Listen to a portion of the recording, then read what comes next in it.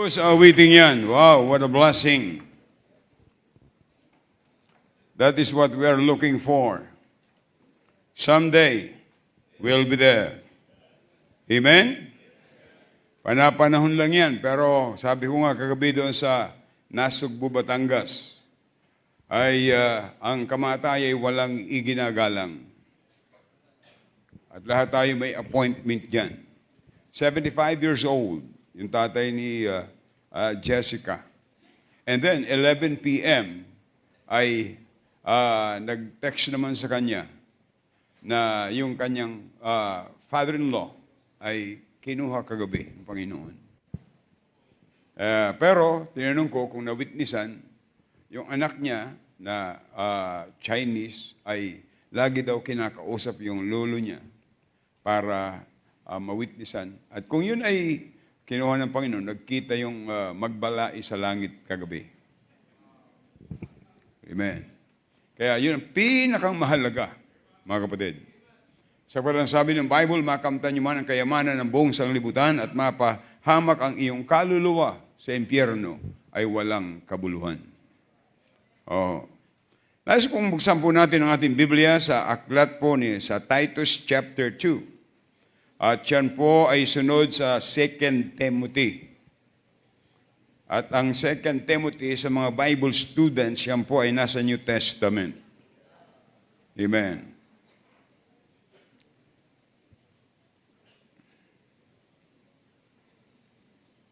Titus chapter 2, verse 11 hanggang 15. Tayo po ay magstayong lahat bilang paggalang sa salita ng Diyos.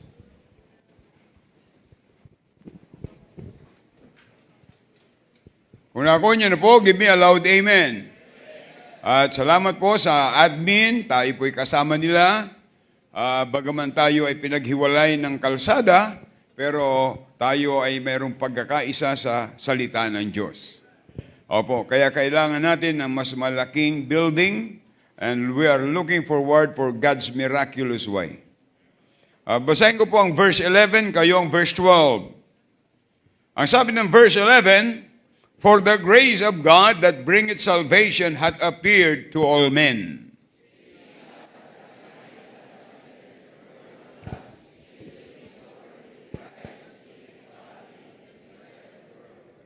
Looking for that blessed hope and the glorious appearing of a great God in our Savior Jesus Christ.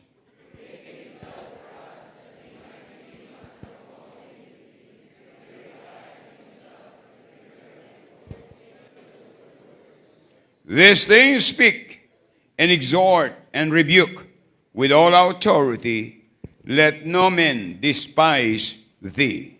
Dakilang Diyos, salamat po sa inyong salita na aming binasa. Patawad, Panginoon, sa aming makasalanan. Pagpalain niyo po ang lingkod niyong gagamitin. Panginoon, alam niyo ang aking limitasyon. Kayo po ang source ng lahat ng pagpapala. Kaya dalayan ko, Panginoon, please, empower me, give me wisdom, at dalayan ko, Panginoon, ay ito'y mai-deliver sa puso ng inyong mga anak na maging great encouragement at ganun din, Panginoon, sa ikaliligtas ng wala pa po sa inyo. Pangalan niyo lang po ang siyang maitaas. Ito ang aming dalangin sa pangalan ni Jesus. Amen. Thank you and be seated, please. Ang pamagat po ng ating pag-aaralan ngayon pong umaga ay paano ang bawat miyembro ng CBBC and family at ang lahat ng Kristiyano mamumuhay sa mundong ito. How every CBBC family and individual and all Christian should live. Paano tayo mabubuhay? Tandaan po natin, kung ikaw ay anak ng Diyos, inawit ngayong umaga, narinig po natin na tayo bilang mananampalataya ay dayuhan tayo sa mundong ito. We are not of this world. Tingnan niyo po, tayo mayroong citizenship.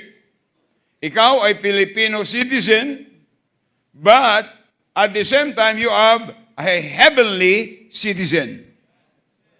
Sapagkat, sabi ng Bible, but as many as receive Him, to them give He power to become what? Sons of God, or children of God. So you are citizen of heaven. Eh ako tatlo eh. Filipino citizen, heavenly citizen, senior citizen. Aha. Kaya salamat sa Panginoon. Pero tandaan po natin, hindi lamang ang disenyo ng Diyos sa tao ay maligtas. Hindi lamang po ang disenyo ng tao na makatiyak ng langit. Yung pong isang tulisan, kriminal naroon sa cross, siya na-realize niya na siya'y makasalanan at sumigaw siya, Panginoon, alalahanin mo ko pagdating mo sa iyong kaharian. Yung sigaw nung nasa kaliwa, kung tunay na ikaw ay anak ng Diyos, bumaba ka dyan at idamay mo kami. Yung nasa kaliwa ay physical salvation. Yung pong nasa kanan ay hindi physical salvation, but eternal salvation. Kaya pero siya ay nakapako. Pero sabi ng Panginoon, today, thou shalt be with me in paradise. Buhay pa ho yun. Kaya buhay pa ang tao, dapat matiyak. Sapagkat pag tayo namatay, wala nang pagkakataon para tayo magsisi ng kasalanan. Kaya ang kaligtasan ng katiyakan ng langit ay ngayon, hindi bukas, ngayon, hindi po next week, ngayon, hindi po sa isang buwan. Today, that is from the very mouth of Jesus Christ when He was crucified. Today, thou shalt be with me in paradise. Hindi po siya naligtas sa paggawa ng mabuti. Paano siya magagawa ng mabuti? Nakapako sa cross. At hindi rin po siya nabautismuhan. Hindi po siya nabautismuhan. Bakit po? Nakapako. Mahirap yun ilubog. Kaya yung mga ayaw magpabautismo, dapat ipako din sa cross. Kaya ano po ang disenyo ng Panginoon? Tandaan natin, ang Diyos ang nagliligtas. At pagkatapos, sabi ng Bible sa Acts 2:41, then they that gladly received His word were baptized and added unto them. The word them is the church. Ang Diyos ang nagliligtas, ang Diyos ang nagdadagdag. Ng miyembro sa simbahan. At ang Panginoon ang nagtayo ng church. Upon this rock, I will build my church, and even the gates of hell shall not prevail against it. At hindi lamang ganun, Diyos din ang naglagay ng pastor. Ang sabi ng Bible doon sa Ephesians chapter 4. Look at your Bible. Ephesians chapter 4 and verse 11. And He gives some apostles, and some prophets, and some evangelists, and some pastors, and teachers for the perfecting of the saints. Siya ang naglagay ng pastor para magturo ng aralin para ang isang Kristiyano ay lumago. At sabi ng Bible doon sa Jeremiah chapter 3 verse 15, I will give you pastor according to mine heart. Kaya po, ang bawat pastor na inilalagay niya sa simbahan, galing sa puso ng Panginoon, ang Diyos ang tumawag. Kaya yung mga pastor po, kami mga pastor, hindi kami naglilingkod sa tao. Kami ay naglilingkod sa Diyos. Aming tungkulin na ituro ang salita ng Panginoon. Para ang mga anak ng Diyos ay lumago sa kaalaman at lumago spiritual at huwag pabayaan ang paglilingkod sa Panginoon. Kaya ito po si Apostol Pablo, siya po ay very consistent sa pagtuturo about Christian living. At isang bagay mga kapatid na dapat matutunan natin about doctrinal truth in the Bible. Sapagkat sabi ng Bible, all Scripture is given by inspiration of God and it is profitable for what? Doctrine.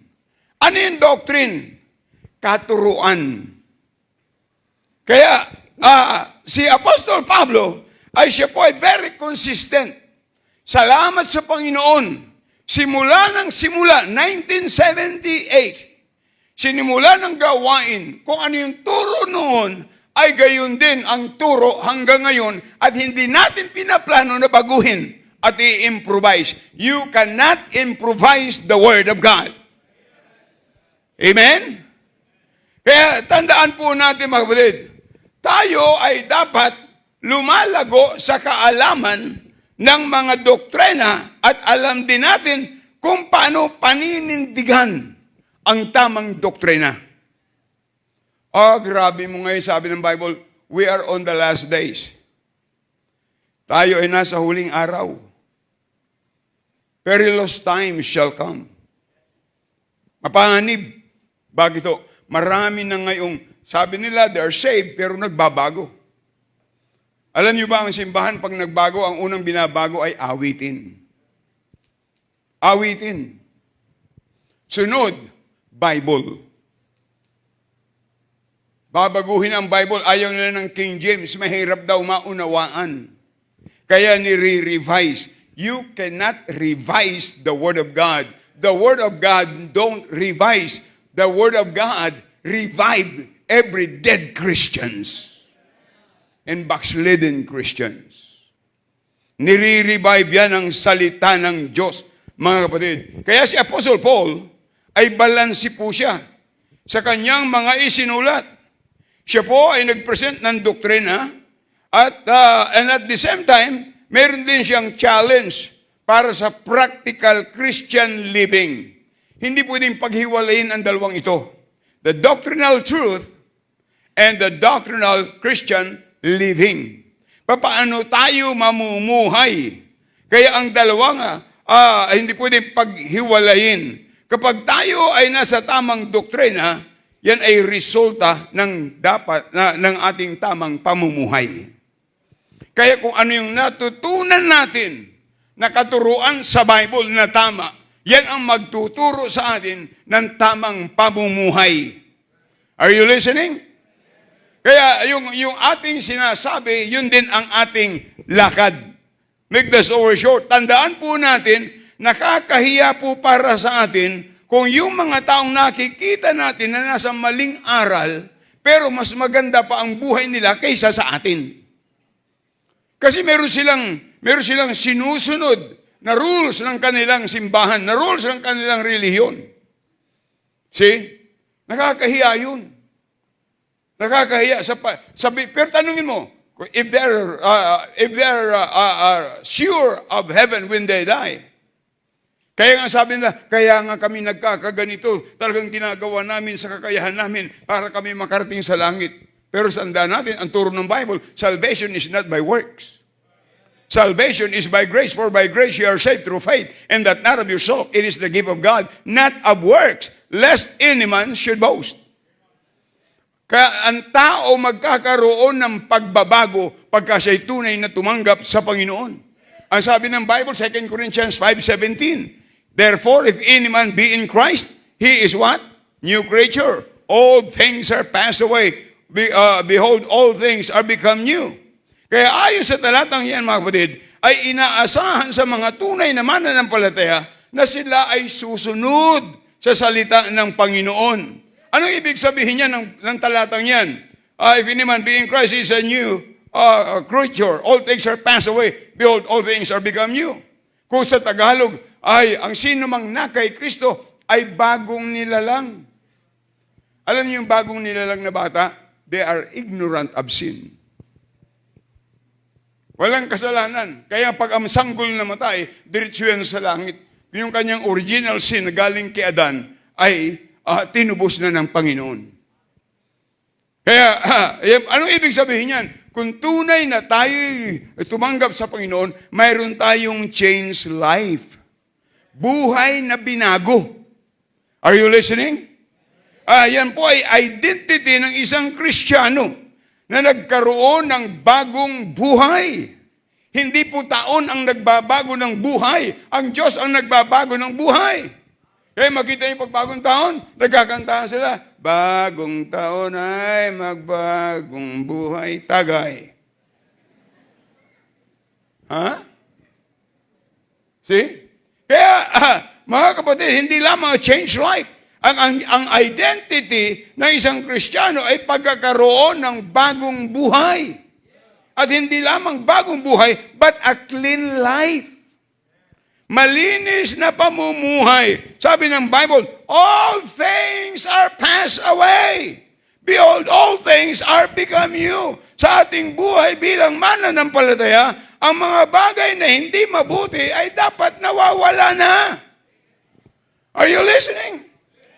Amen. Ang mga bagay na yan ay dapat lumipas na. Dapat malinaw sa iyo bilang isang Kristiyano na hindi ka na para sa mundo at hindi ka na para sa kasalanan at hindi ka na para sa bisyo. Amen. Kaya pag tunay na tinanggap mo ng Panginoon, malayo ka na sa inuman. Amen. Malayo ka na sa mga gang. See? Ang pinakamaganda ay pagbutihin natin ang paglilingkod sa Panginoon. Not only a changed life, not only a clean life, but a Christ-like life. Buhay na katulad ng buhay ng Panginoon, yan ang ating identity. Yan ang pinakang goal ng ating buhay, to be Christ-like. To be Christ-like. You cannot be a Christ-like if you are not involved in soul winning, because that's the main thing, that's the main objective why Jesus came. Kaya soul winning still the main thing. Amen? Kaya tandaan po natin, Christ-like life, inaalis sa ating buhay ang mga hindi magagandang bagay at tayo ay huhubugin to be Christ-like. Amen? Yan ang pinakang main goal, mga kapatid. The ultimate goal is Christ-likeness. Alam niyo ho, kahit na ako, mahirap yun. Mahirap pong gawin yan. Pero yan ang ultimate goal. That's why we need the Word of God. Don't stay away from the Word of God. Don't stay away from the one that teaches you the Word of God. Kailangan po natin yan. Amen? Kaya ngayong umaga, lumbagin na kong bigyan ng emphasis na ang bawat anak ng Diyos, bawat miyembro ng simbahan ng Christian Bible Baptist Church, paano tayo dapat mabuhay sa mundong ito? Number one, we should live differently and distinctly. Oh, excuse me po ha. Mainit ang laban.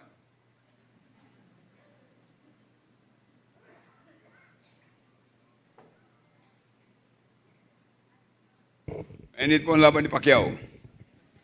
Okay? So we should live differently and distinctly. Dapat mabuhay tayo na kakaiba.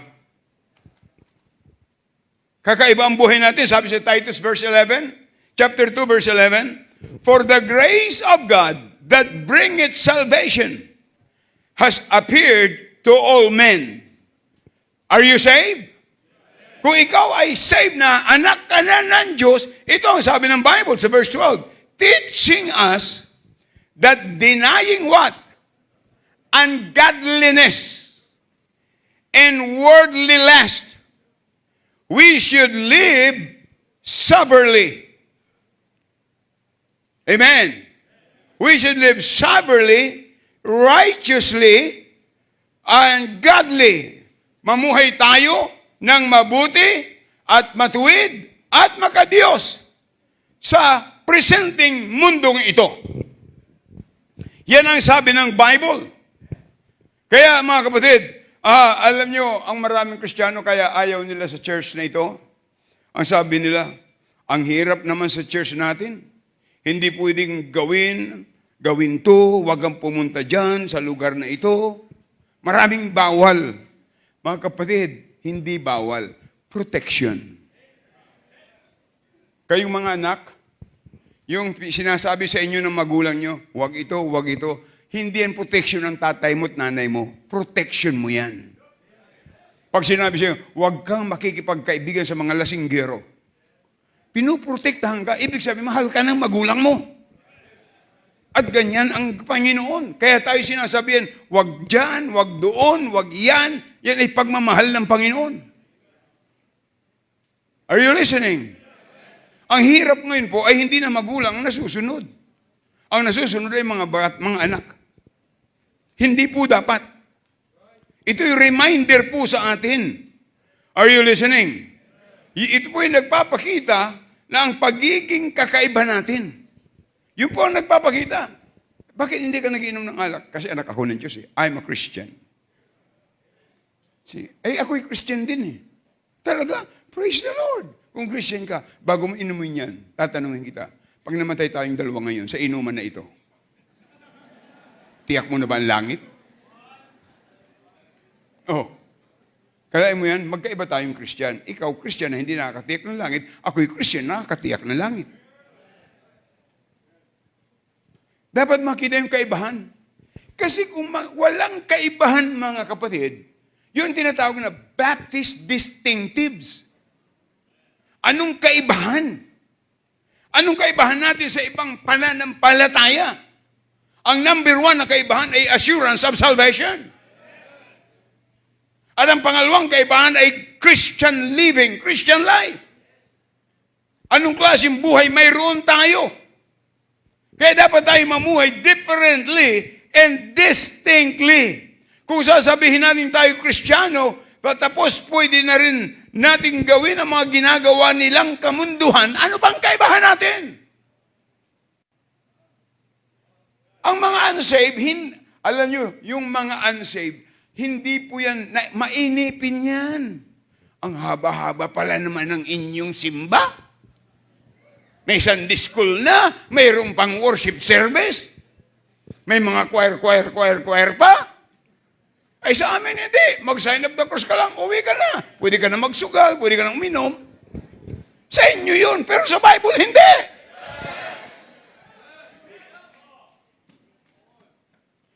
Yan po yung napakaliwanag sa Biblia. Kaya dapat magkaroon tayo ng distinction sa usapang ugali. Dapat maging kakaiba kayo. Maging kakaiba tayo. Amen? Anong ugali natin? Hindi sapagkat mayaman ka, ipagyayabang mo yung kayamanan mo. Hindi sapagkat mas edukado ka kaysa iba, iluluckdown mo yung iba. Ang kaibahan mo lang, you are well educated, you have a lot of money, pero ang kaluluwa natin ay parehas lang. Yung paa mo nalapat pa rin sa lupa, ang paa ko nalapat pa rin sa lupa. Kung ang paa mo hindi nalapat sa lupa, kapis ka.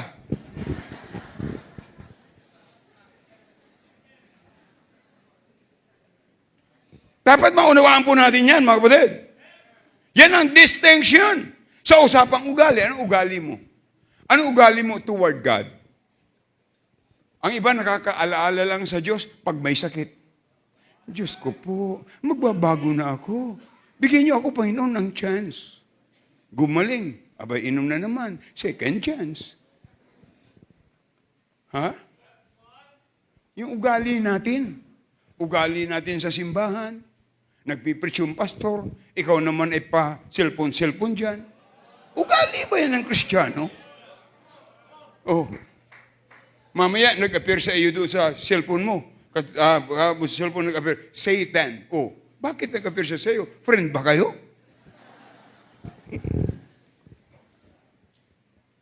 Dapat makita natin mga kapatid. Yung ugali na pakahalaga. Yung taong mapagmataas. Naku, terrible. Ayaw ng Diyos yan. Tamo si Lucifer, the closest angel to God. Pero nagplano niyang pantayan ang Diyos. Anong ginawa sa kanya? Ginawa siyang Satan. Sinumpa siya. Wala naman po tayong pwedeng ipagmalaki, ipagmataas sa buhay natin. Sapagkat lahat ng nasa iyo, huwag mong sabihin, gawa mo yan. Gawa yan ng Diyos. Ipinanak tayo, inilabas tayo sa bahay, bata ng ating nanay. Ang sigaw natin, wah! Wah! Anong wa sa Cebu? Wala. Wala kang dala kahit ano. Oh, bakit ngayon? Alam niyo, ang Panginoon nga, Diyos na, nagkataong tao, inabot ka pa. Oh, inabot ka pa. Inabot tayo. He humbled himself. Si Apostol Pablo, napakayabang bago siya masave. Kaya ang pangalan niya, nung siya hindi paligtas, Saulo. Ano ibig sabihin? Mapagmataas. Nung siya naligtas, ginawa siyang Pablo, mapagpakumbaba. Ugali ang problema natin, mga kapatid. Ugali. Minsan talaga, kung magiging honest tayo, gaano man na gusto mo, minsan, umiinit ang ulo natin. Meron taong mainitin ang ulo. O bakit? Ano? Ha? Bihira. Kung yung sigaw niya punta ka na sa impyerno eh. Ha? Minsan, lalo sa driving, maging honest tayo mga lalaki. Ayaw umaubritikan ka. Pag inubrit ka, bihira. Ha? Ugali talaga ang problema. Tingnan nyo, punta na simbahan, sisimba na rin lang naman, ayaw pang pumuntang on time. See? Ang iba naman ay on time, ang iba naman ay walang time. Ugali talaga ang problema. Pero pag in-schedule natin, mga kapatid, ang ating gagawin, lalo pag linggo, ay dapat simbahan tayo. Amen? Ang linggo ay para sa Panginoon. Ang iba ay tumatawad, half day lang. Disobedience pa rin yan eh. Don't miss the church because missing the church is sin. Kasi sabi ng Bible, huwag niyong pabayaan ang pagkakatipon. Kaya bawal malate, bawal mag-absent. Bigyan natin ng pagkakataon, nakukulong ko dyan, wala kang record na late sa bahay mo, sa trabaho mo, mga anak mo, walang record na late sa school, pero sa simbahan, walang record ng on time. Yun ang nakakalungkot doon. Usapang ugali, usapang kalayawan. Dapat maging kakaiba tayo. Iba yung mundo, iba yun eh. Iba yun. Tingnan nyo, parinig ko to sa inyo. Mga Kristiyano to. Ayan. Tingnan nyo.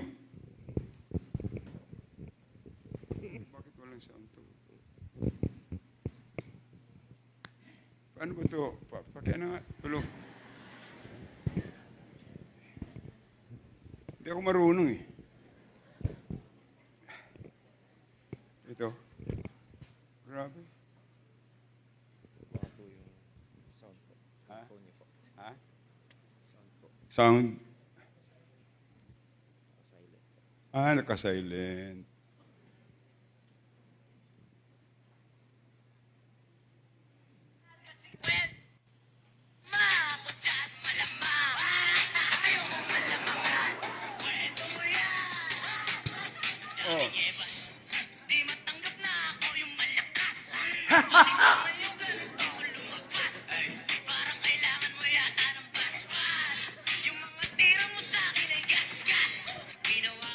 Akalain mo yan?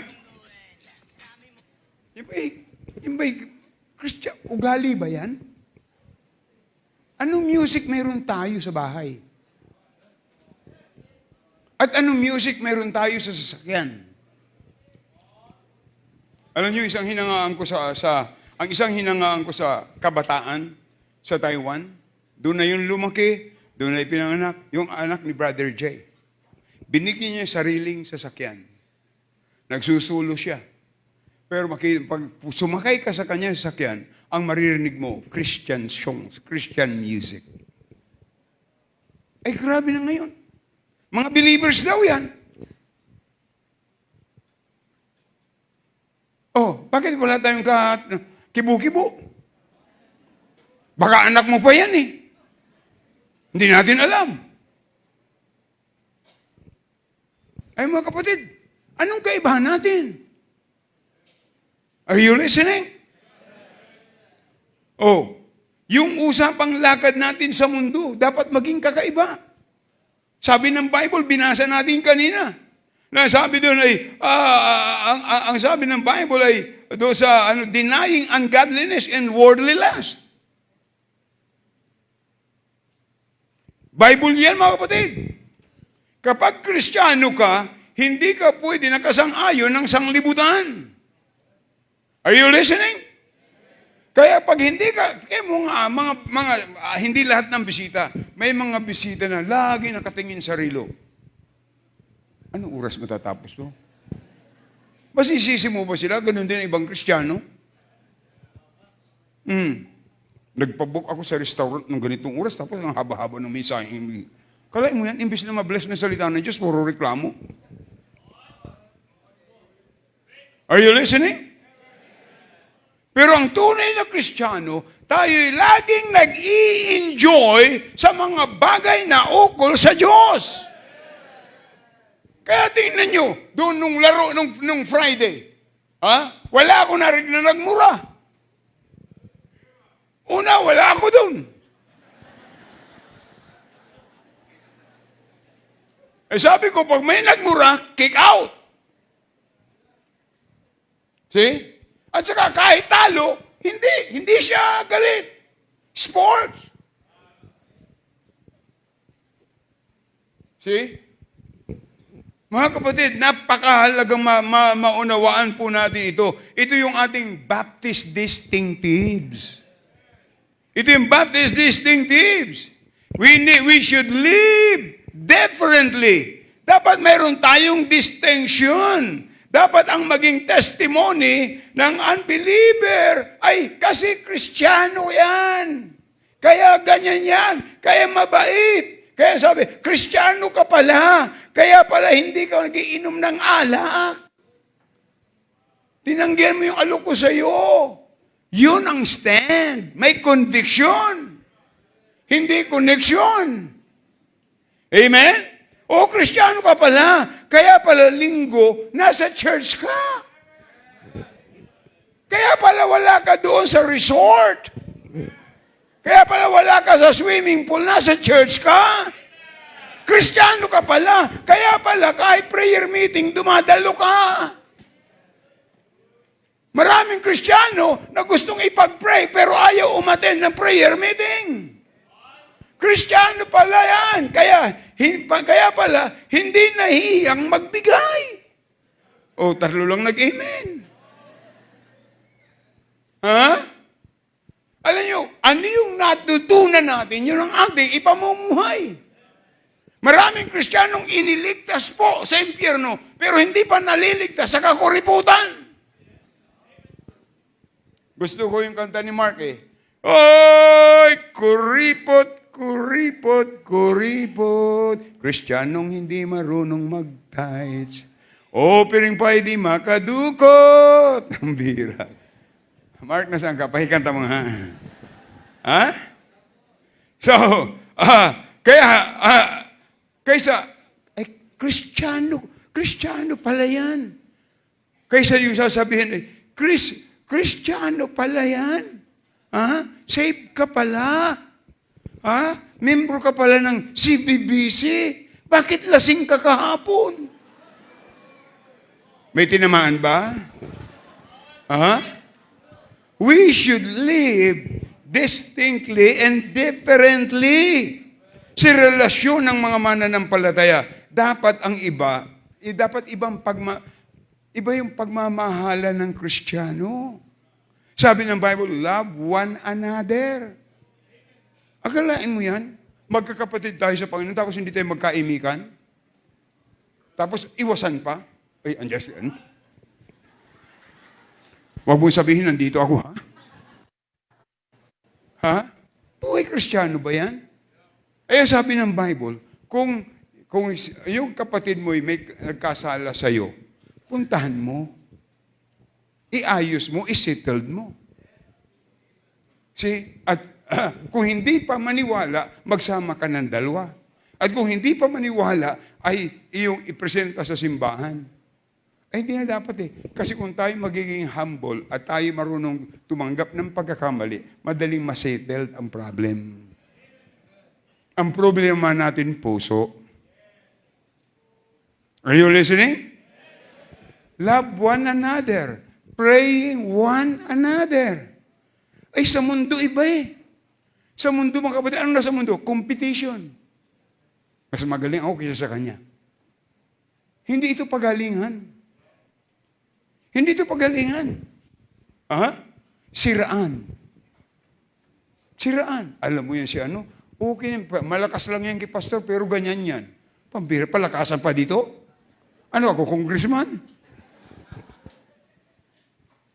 Ha? Sa mundo, ano bang makikita natin? Paninibugho, jealousy. Kahit ganyan naman yun kasi may pera eh. No, huwag kang manibugho. Kung yung kapatid mo sa Panginoon, pinagpala ng Diyos, pwede ka rin pagpalain. Kaya sinasabi ko, kahit sa Amerika, the God of the Americans is also the God of the Filipinos. If God bless America, God can bless Philippines too. Eh, lahat ng mananampalataya, lahat tayo anak ni Abraham sa pananampalataya. Ay kung yung ating amay pinagpala, kunin lang natin paano siya pinagpala, pagpapalain din tayo. Bakit siya pinagpala? Kasi sumunod siya. Tama? Ano sabi ng Panginoon? Dalhin mo ang iyong anak doon at ialay mo. Inialay. Oh, tapos hawak niya na yung kutsilyo. At nung sasaksakin niya na, si Isaac, sasaksakin niya na, the angel said, ang anghel ang nagsalita, nakita ng Diyos ang iyong pananampalataya. Akala mo sarili mong anak? Sasaksakin mo? Manugang pwede, hindi joke yun ha. So, tandaan po natin, kaya ang relasyon natin bilang mananampalataya ay dapat ma-develop yung ating attitude. Alam niyo, sabi ng ibang mga members sa ibang simbahan, may nakiusap sa isang staff, pwede ba namin kausapin yan si Pastor? Madali bang kausap yan? Pero bakit? Ano yun? Ano yun? Bakit mahirap kausapin? Trabaho yan ng pastor. Trabaho ng lingkod ng Diyos. For the perfecting of the saints. See? Kaya sa mundo, ano nandun? Jealousy. Ano pa? Criticism. People will criticize you. But listen to this. Ano mang gawin sa iyo, ano mang sitwasyon, you focus serving the Lord. Amen?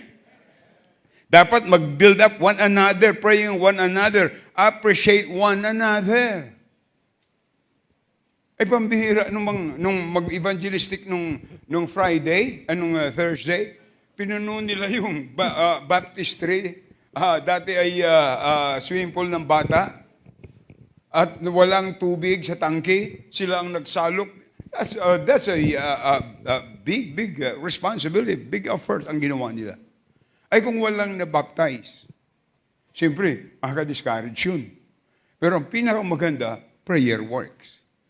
Kaya nga ang prayer, Panginoon, pagkaloob nyo na hindi lamang maligtas, kundi mayroong sumunod sa tubig ng bautismo. Kaya nung sinabi sa akin ni Harris, Pastor, mayroong 4 na susunod sa tubig ng bautismo. Oh my goodness!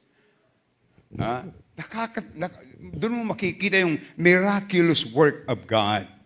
Amen? Kaya tayo mga kapatid, yung pong we need to live differently, ang emphasis po dyan, separation.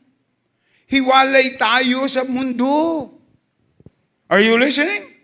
Dapat hiwalay tayo sa kanila. Lalapit tayo sa kanila, ipipresent natin yung salita ng Diyos. Paano sila makatiyak ng langit? Sapagkat yan ang dahilan kung bakit tayo ay naririto pa. Yan ang dahilan, mga kapatid. Kaya sabi ng Bible sa Romans 12:2, and be not conformed to this world, but be ye transformed by renewing of your mind, that ye may prove what is that good and acceptable and perfect will of God. 1 John 2:15-17, love not the world, neither the things that are in the world. If any man love the world, the love of the Father is not in him. Verse 16, for all that is in the world is what? The lust of the flesh, the lust of the eyes, and the pride of life is not of the Father, but is of the world. And the world passeth away, and the lust thereof. But he that doeth the will of God abideth forever. James 4:4. Ang sabi ng Bible, ye adulterers and adulteresses, know ye not that the friendship of the world is enmity with God? Whosoever therefore will be a friend of the world is the enemy of God. Kaya ang buhay natin, wag natin gayahin ang mundo. Kung ano yung tinuturo ng Bible, ay dapat ganun. Amen? Yan sabi ng Bible, So, una po ay we should live differently and distinctly. Pangalawa, anong klaseng buhay ang gusto ng Panginoon sa mga anak ng Diyos? We should live decently. Ano sabi dun sa verse 12? Ang sabi sa verse 12, teaching us that denying ungodliness, worldly lust, we should live soberly and righteously and godly in this present world. So, we should live decently. Ang emphasis po dito ay sanctification. Sabi ng Bible, tayo ay pinapaging banal ng Diyos.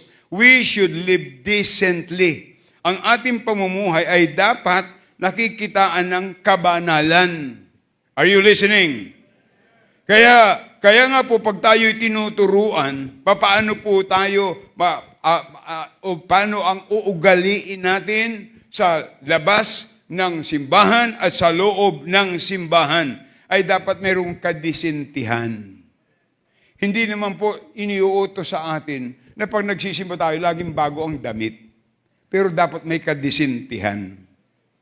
Ilang funeral yung pinuntahan ko, yung nasa loob ng kabaong, napakadisinte. Oh. Kaya minsan, mas disinte pa yung nasa loob ng kabaong kaysa mga nasa loob ng simbahan.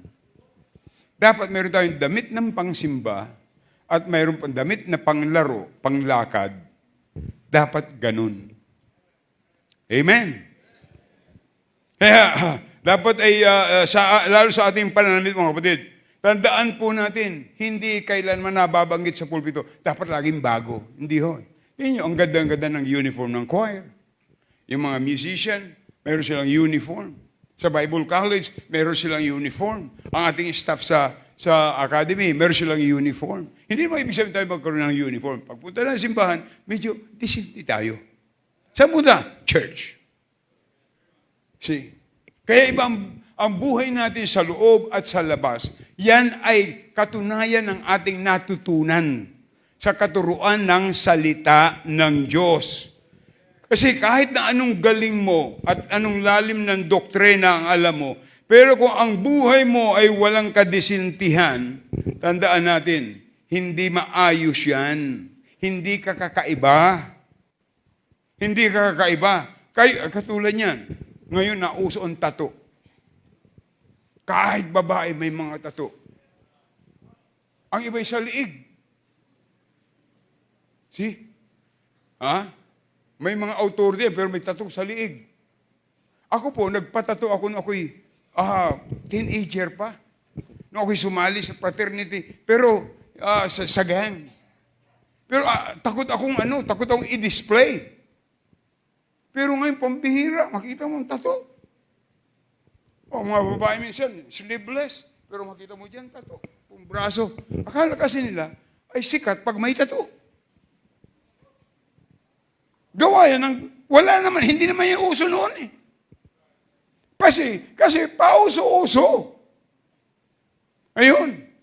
Tandaan natin mga kapatid, we should live soberly.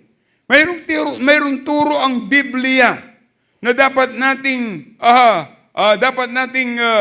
pakinggan mga kapatid. Sa buhay na ito, dapat tayo ay nagkikitaan ng maayos na pananamit, maayos ng pag-uugali, at maayos na Kristiyano. Amen? Ako po, talagang in-schedule ko yan. Every 2 weeks, ako yung nagpapagupit. Yung iba sa inyo, wala namang problema sa ganun. Pagpapala yan ng Panginoon. Sabi ng Bible, nakakahiya sa lalaki, may mahabang buhok. Kaya ang buhok ng lalaki, hanggang dyan lang yan. Ang buhok ng babae dapat yun po dapat ang mahaba. Ang buhok ng babae. Pero pagka minsan, kahit lalaki, ang mahaba ay dila. Abot sa kapitbahay. Dapat po ay makita yung paging kaibahan po natin. We should live decently. Ang dating bagay ay nagsilipas na. I said, number 1 is what? We should live differently and distinctly. And that is what we call what? Yan Yan ang ating separation. Ang number 2, we should live decently, and that is sanctification. Number 3, the last. Praise the Lord. The last, we should live devotedly. Devotedly. Ibig sabihin, yan naman ay service. Ang emphasis po dyan ay paglilingkod sa Panginoon. Sabi sa verse 13, looking for that blessed hope and the glorious appearing of a great God in our Savior Jesus Christ. Someday, somehow, because Jesus gave His promise, I will come again and receive you unto myself, that where I am, there ye may be also.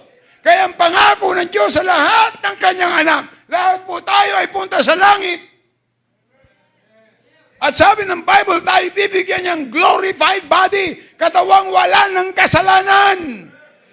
At yun ang panahon para tayo magsulit sa Panginoon ng ating ginawa habang tayo nabubuhay dito sa mundo. Kaya ang hamon ng Panginoon, ang hamon ng salita ng Diyos, habang tayo'y naririto, tayo po ay humiwalay sa sanglibutang mga bagay at tayo ay maglingkod sa Panginoon. Siya ang ating paglilingkuran. Amen! We should live devotedly. Look at verse 13. Looking for that blessed hope in the glorious appearing of the great God and our Savior Jesus Christ. Verse 14, who gave Himself for us, that He might redeem us from all iniquity and purify unto Himself a peculiar people, zealous of good works. Masigasig sa paggawa ng mabuti. Alam niyo yung peculiar? Na kakaiba. Kakaiba ang Kristiyano, mga kapatid. Tandaan po natin, pag ang Kristiyano ay inihiwalay sa sanglibutan, ay ating makikita, sabi nga ng Bible, pinapaging banal tayo para tayo ay magamit, master's use. Para tayo ay magamit ng Panginoon. Para ako at ikaw ay maging kagamit-gamit sa Panginoon. Sapagkat tandaan po natin, ang nakakalungkot sa mga Kristiyano, basta lang makasimba, okay na. No. Nagsisimba tayo, una, pinupuri natin ng Panginoon, nag-aaral tayo para tayo matuto, para tayo lumago, spiritual, sapagkat ang problema ng Kristiyano ay growth. Grow in grace and in the knowledge of Jesus Christ. Tandaan po natin, ibang-iba po mga kapatid, ang mararamdaman natin pag tayo ay nagamit ng Diyos. Are you listening? Iba ho, pag ginamit ka ng Panginoon. Kaya ang gusto ng Panginoon, tayo ay maging kagamit-gamit sa Kanya. Sa ministry, ang kasiyahan po, mga kapatid, ay nakabase kung ano ang matatanggap mo. Hindi nakabase kung ano natatanggap mo, kundi kung ano yung nagagawa mo sa Panginoon. Are you listening? Sa ministry, ang kasiyahan ang ng bawat isa. Kapag ikaw ay naglilingkod sa Diyos, ay inilalagay natin sa isipan, dapat ilagay natin sa isipan natin ng lahat ng ating ginagawa. Yan ang ating serbisyo sa Panginoon. Yung choir, kumanta sila, yan ang service nila sa Panginoon. Orchestra, tumutugtog sila, lahat ng musician, yan ang paglilingkod nila sa Panginoon. Mga ushers, naglilingkod sila sa Panginoon. Yan ay paglilingkod sa Panginoon. Sunday school teaching, yan ang paglilingkod nila sa Panginoon. Sa sound system, yan ang kanilang paglilingkod sa Panginoon. Sa mga naglilinis, nagpiprepare ng ating mga lugar na pananambahan, yan ay paglilingkod sa Panginoon. Pero ang higit na paglilingkod sa Panginoon, the greatest thing is to lead somebody to Jesus Christ by doing the soul winning. Tandaan po natin, napakaliwanag ang salita ng Diyos. Pero nakakalungkot doon, may ministry ka, naglilingkod ka sa Diyos, ang dali mong iwanan. Hindi po yan devotion. Hindi yan devotedly. Pag sinabi pong devotion, it means faithfulness. It means loyalty. It means surrendered life. It means commitment. Ano man ang mangyari sa buhay mo, alam mo na ikaw ay para sa master's use. Can you imagine? Marami siyang kaya niyang suguin ang anghel. Pero iniligtas niya tayo para kanyang magamit sa kanyang gawain. Oh boy, alam niyo ba kung bakit napakatibay ng building nito? Malalim ang pundasyon niyan. Look at the structure. See? Kaya dapat tayo ay grounded ng salita ng Diyos. Pag grounded ka ng salita ng Diyos, hindi ka basta-basta ma-offend. Kaya madali kang ma-offend kasi ang babaw ng alam mo. Ewan ko lang kung nagbuklat ka ng Bible this week. Ewan ko lang, how about your prayer life? Ha? Kaya pag ikaw ay for the master's use, kahit walang mag-appreciate, kahit walang magbanggit ng pangalan mo, ha? Just serve God. Sabi ko nga, may ikinonsilan ako, alam nyo kung ako ay makikinig sa mga gossip, sa mga critics, ang tagal ko nang wala dito. But hindi sila ang tumawag sa akin. Ang Diyos ang tumawag sa akin. I'll do what God wants me to do, and that is my service. I am not your servant. I am God's servant serving you to give you the principle of the Word of God. For you to be strong in your faith. Tandaan po natin mga kapatid, we need to live devotedly. Alam niyo, the most misunderstood ministry is the ministry of the pastor. Oh, the most critic responsibility. Mga kapatid, merong man o walang appreciation, just serve the Lord. Sapagkat bawat araw, makakaranas ka ng kapaguran. Sabi ng iba, Pastor, parang hindi kayo napapagod. Sabi ko, makita lang kita, pagod na ako eh. Napapagod, tao tayo eh. Pero yung pagmamahal mo sa Diyos, walang kapaguran. Mayroong nag-aagaw buhay na pastor, 86 years old. Sabi niya, if God will heal you, what are you going to do? Halos wala na siyang boses. If God will heal you, what are you going to do? Walang boses yung pero sabi, preach! Preach! Wala nang boses yun. Bakit? Ay, nandun ang kanyang kagalakan, nandun yung kanyang pananawagan. Nakakapagod ba makinig? Nakakapagod pagka hindi ka interesado. Oho. Kaya may panahon makakaranas ka, makakaranas tayo ng kapaguran. Gaano kadakila si Elijah?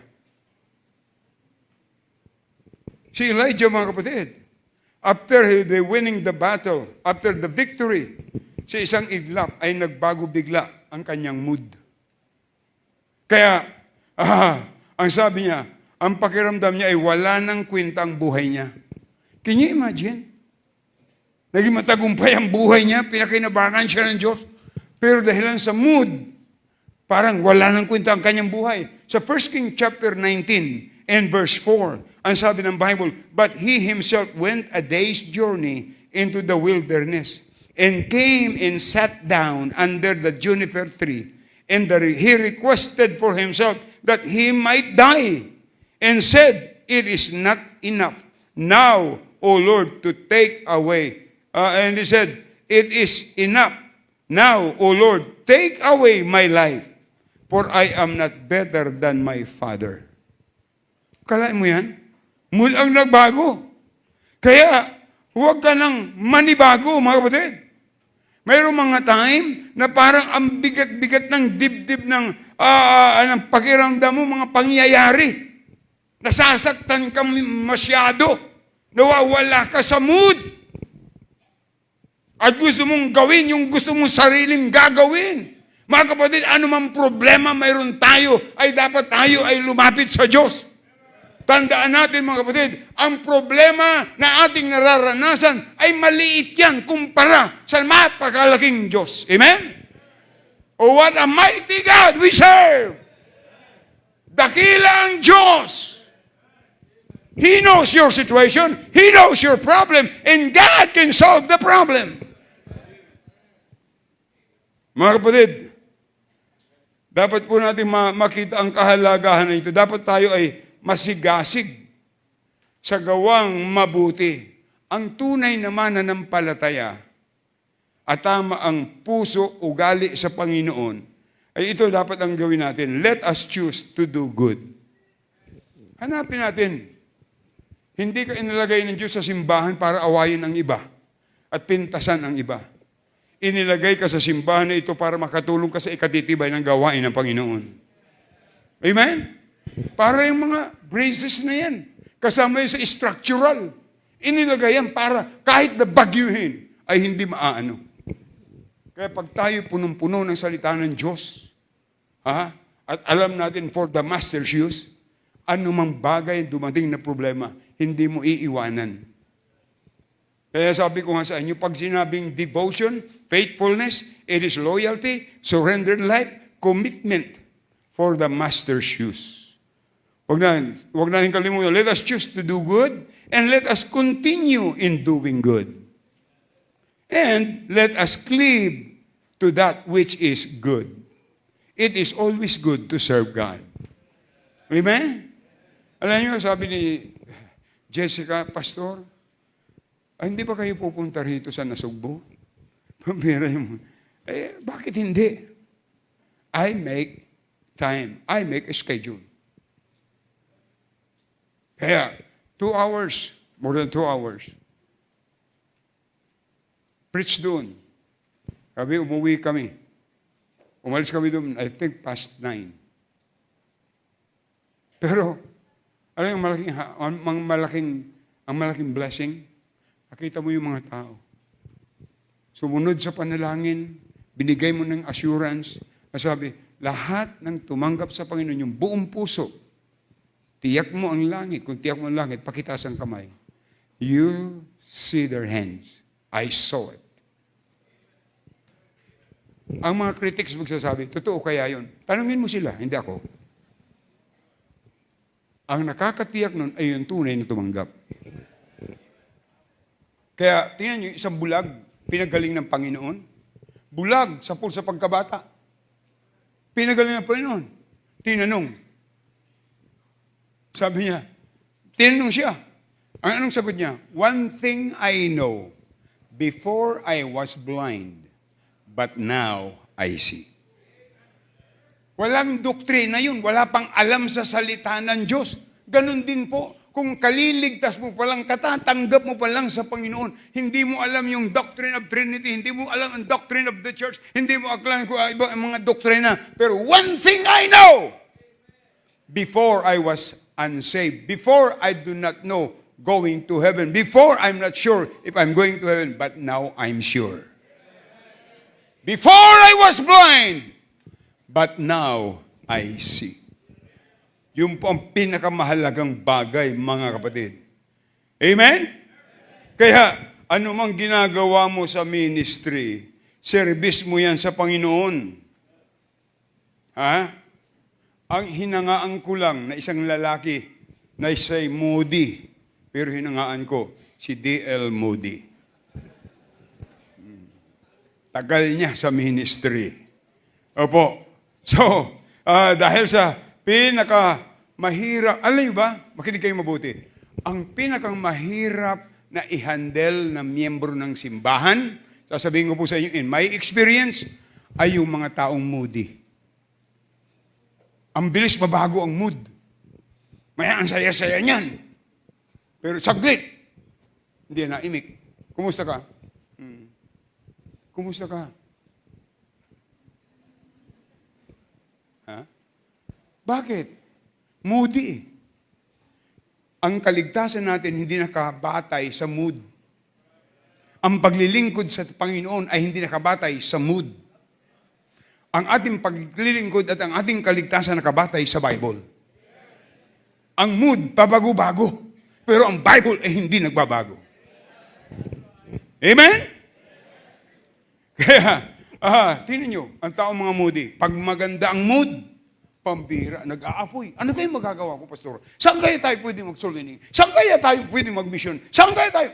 Pambira. Pero yan ay nag-aapoy. On fire. Nag-aapoy.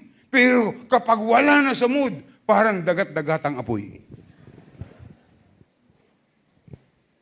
Kawawa naman. Oh, kawawa naman.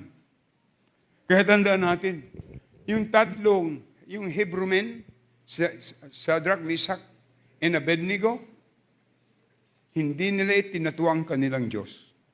Ihulhulog na sila.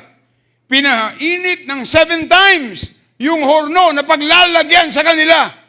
Pero hindi nila itinatuwa ang Panginoon. Inihulog sila. Sabi ng hari, tingnan mo nga. Mahal na hari, bakit? Tatlo lang yung inihulog natin, bakit 4 sila? The angel of the Lord was with them. Nang sila'y hinango ni amoy usok, wala. Alam niyo sa probinsya noon, wala pang electric power. May ilaw kami, may lampara. Mag-aaral, kasi mag-aaral ka, may exam sa grade 5. Pag napadikit ng kaunti yung buhok mo, sunog eh. Tama? Oo, sunog. Pero yun, pambihira, nasa apoy na. Ni amoy usok, hindi. Pati yung hari ay nakumbinsi. Mga kapatid, ang kailangan nating makita sa buhay natin, the miraculous power of God that changes life. Nobody can change you, nobody can change me. Only God. Through His Word. Ang tanong, devotion ba ang tawag dyan sa mga ganun na pag nasa mood? Hindi po. Kapag alam mo ang Diyos ang Diyos ka naglilingkod, tandaan natin, magpatuloy ka lang. Be devoted sa iyong paglilingkod sa Diyos. I salute all the members na you are devoted to God. Kung yan ay nagagawa ng iba, magagawa rin natin. At magiging the great testimony. Tandaan natin, ang nagsira ng mga simbahan sa Amerika ay mga bagong doktrina at bago nilang palatuntunan. Nasaan yung mga simbahan? Ang lalaki, may 50,000, may 40,000, may 20,000. Tandaan natin mga kapatid, ang pinakang maganda, kahit hindi tayo pangalanan, kahit hindi mabanggit ang ating pangalan, siyempre, kakaiba yung banggit ang pangalan natin. Kahit na hindi tayo sikat, ang sikat sa buhay natin ay ang Diyos. Sapagkat yan ang igawa ng Panginoon.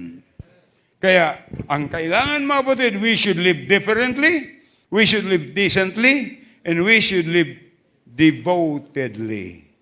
So, ang message nito, it's about separation, sanctification, and service. Ito'y paalaala sa mga kapatid. Paalaala po sa atin, dapat tingnan natin kung mababaw pa ang ating kaalaman, ay dapat lumalim at pahalagahan natin ang ating paglilingkod sa Panginoon. So, dapat we need to live differently, iba't iba, dapat ay malayo sa mundo. Dapat po tayo, ang buhay natin ay kakitaan ng kaibahan, living testimony of the power of God and the Word of God in our life. At dapat, Kristiyano tayo na tayo ay devoted sa paglilingkod sa Panginoon. Kwininto ko na po ito sa inyo. Nung ako'y high school, second year high school, nakatuloy ako sa Naga City sa isang mayaman, si Mrs. Hernandez. Ang tawag namin doon si Tagala. May laking hasyenda. Doon ako pinatuloy ng tatay ko, naging kaibigan niya. Alam niyo kung sino naghahatid sa kanya sa katedral ng Naga? 4 o'clock in the morning, ako. Inihatid ko yun. Pagpasok pa lang yan doon sa simbahan sa pintuan, luhod na yan, naglalakad, nakaluhod. Naglalakad patungo sa altar. Every day! Devoted yun sa mali. Ang iba, ang devotion nila sa iba, nagpapapako sa krus. Nagpipinitensya. Yun ang kanilang devotion. Sa mga Kristiyano, mga kapatid, bago ka maging devoted, dapat ikaw ay maging anak ng Diyos. Mamuhay tayong kakaiba at may distinction. Dapat makita natin na tayo pinapaging banal ng Diyos at dapat tayo naglilingkod sa Kanya devotedly.